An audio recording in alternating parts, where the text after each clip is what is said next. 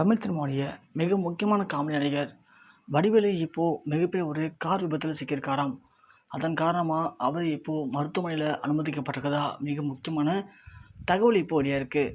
தொடர்ந்து தமிழ் சினிமாவுடைய காமெடி நடிகரான வடிவேலு பற்றி ஏகப்பட்ட செய்திகள் இணையத்தில் அதிகமாக பேசப்பட்டுருக்கு. காரணம் என்ன அப்படின்னா, வடிவேலு ஒரு செல்ஃபிஷ். அவர் யாருக்குமே எந்த ஒரு ஹெல்ப்பும் பண்ண மாட்டார். யாருக்கு எவ்வளோ கஷ்டமாக இருந்தாலும் பரவாயில்ல, தான் உண்டு தன் வேலை விட்டுன்னு இருக்கார். எவ்வளோ சம்பாதிச்சிருக்காரு, ஆனால் இப்படி இருக்காருன்னு சொல்லி எல்லாருமே அவரை பற்றி தொடர்ந்து ஒரு சில பேட்டிகளை அடிச்சிட்ருக்காங்க. அந்த நேரத்தில் அவருக்கு இப்போது கார் விபத்து ஏற்பட்டிருக்கு அப்படிங்கிறது அனைவருக்குமே அதிர்ச்சி தான். தமிழ் சினிமாவில் செந்தில் கவுண்டமணி இவங்களுடைய காம்பினேஷன் இருக்கும்போது அவங்களுடைய காம்பினேஷனை யாராலையுமே உடைக்க முடியல. அவங்க இருவர் மட்டும்தான் தமிழ் சினிமாவை ஒட்டுமொத்தமாக ஆக்கிரமிச்சிருந்தாங்க. அவங்க நடிக்கக்கூடிய படங்கள் எல்லாமே திரையரங்களில் அப்போவே கிட்டத்தட்ட 200 நாட்கள் 300 நாட்கள் தாண்டி ஓடுமாம். அந்தளவுக்கு அப்போது நடிகர்கள் தேவை கிடையாது, யார் வேணாலும் ஹீரோவாக இருக்கலாம். ஆனால் காமெடினா செந்தில் கவுண்டமணி இருந்தால் போதும். அப்படியாப்பட்ட அவங்களுடைய பெயரை உடச்சி எடுத்தவர் வடிவேலு.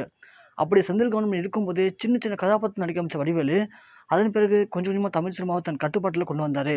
வடிவேலு பண்ணக்கூடிய காமெடிகள் செந்தில் கவுண்டமணியை தாண்டி இருந்ததுனால அவங்க தொடர்ந்து ஓரக்கண்டப்பட்டாங்க. கொஞ்ச நாட்களே வடிவேலு மிகப்பெரிய ஒரு காமெடி நடிகராக உருவெடுத்தார். அதன் பிறகு வடிவேலை பீட் பண்ணுறதுக்கு யாருமே ஆளே இல்லை. கொஞ்சம் வருடம் வரைக்குமே வடிவேலு மட்டும்தான். செந்தில் கவுண்டமணியை தாண்டி வடிவேலு இருந்தால் போதும், படம் கண்டிப்பாக ஹிட் அடிச்சிடும் அப்படின்ற மாதிரி தயாரிப்பாளர்கள், இயக்குநர்கள் எல்லாருமே எண்ண ஆரம்பிச்சிட்டாங்க. அதனால் ஒரு படத்துக்கு கதையை சூஸ் பண்ண உடனே முதல்ல படத்துடைய இயக்குனர், தயாரிப்பாளர்கள் போயிட்டு வடிவேல்கிட்ட தான் கால் ஷீட் கேட்பாங்களாம். வடிவேலு ஓகே சொன்னதான் அடுத்தது ஹீரோவே முடிவு பண்ணுவாங்களாம். அந்தளவுக்கு வடிவேலு ஒட்டுமொத்த சினிமா துறையுமே தன் கட்டுப்பாட்டில் வச்சுருந்தாரு. அப்படியாப்பட்ட வடிவேலு பண்ண மிக மோசமான விஷயம் அப்படிங்கிறது, தொடர்ந்து தங்களுக்கு புகழ் சேர சேர ரொம்பவே ஓவராக ஆட ஆரம்பித்தார். சம்பளத்தை கூட்டினார். தனக்கு ஹீரோயின் தேவைப்பட்டுருச்சுன்னு சொல்லி அவர் நடிக்கக்கூடிய படங்களில் அவருக்குன்னு ஒரு ஹீரோயின் நடி பண்ணார். அதோடு விடாமல் தொடர்ந்து நான் இனிமேல் ஹீரோ தான் நடிக்க போகிறேன், இனிமேல் நான் காமெடிலாம் பண்ண மாட்டேன்னு சொல்லி வந்த படங்கள் எல்லாத்தையுமே ஓரம் கட்டி வச்சார். இப்படி அவர் போட்ட ஆட்டத்தின் காரணமாக தொடர்ந்து அவருடைய வாய்ப்புகள் பறிக்கப்பட்டது. அதனால் அவரும் தொடர்ந்து சினிமா துறையை விட்டு விலகினார். இப்போது 10 வருடங்கள் அவரை சஸ்பெண்ட் பண்ணி வச்சுருந்தாங்க. அதன் பிறகு மீண்டும் இப்போது அவர் படம் நடிக்க உள்ளே வந்திருக்காரு. இப்போது ஒரு சில படங்கள் நடிச்சிட்ருக்காரு. சொல்லப்போனால் மீண்டும் காமெடிலாம் தனது பயணத்தை தொடங்கியிருக்காரு. அப்படி தொடங்கப்பட்ட கொஞ்ச நேரத்திலேயே அவருக்கு நிறைய படங்கள் கமிட் ஆகப்பட்டிருக்கு. அதுக்காக அவர் இப்போது மும்பைக்கு ஒரு மிக முக்கியமான படத்துடைய ஷூட்டிங்காக போயிட்டு இருந்திருக்காரு.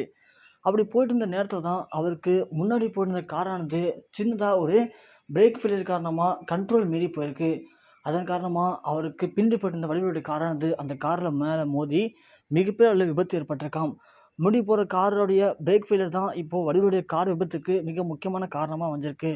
அதில் வடிவேலுக்கும் பலத்த காயம் ஏற்பட்டிருக்காம். மிக மிக ஒரு ஆபத்தான நிலைமையில் தான் அவர் இப்போது மருத்துவமனையில் அனுமதிக்கப்பட்டிருக்காராம். அவருக்கு தொடர்ந்து சிகிச்சைகள் இப்போது போயிட்டுருக்காம். இதன் காரணமாக வடிவேலு இப்போது ஆபத்தான நிலைமையில் மருத்துவமனையில் அனுமதிக்கப்பட்டிருக்காரு அப்படிங்கிற செய்தி இணையத்தில் கசிஞ்ச வண்ணம் இருக்குது. அதன் காரணமாக ஒட்டுமொத்த இந்திய சினிமா துறையுமே இப்போது அதிர்ச்சி அடைஞ்சிருக்காங்க. அவருக்கு என்னாச்சு அப்படிங்கிற மாதிரி தான் இப்போது எல்லாருமே கொந்தளிச்சிருக்காங்க.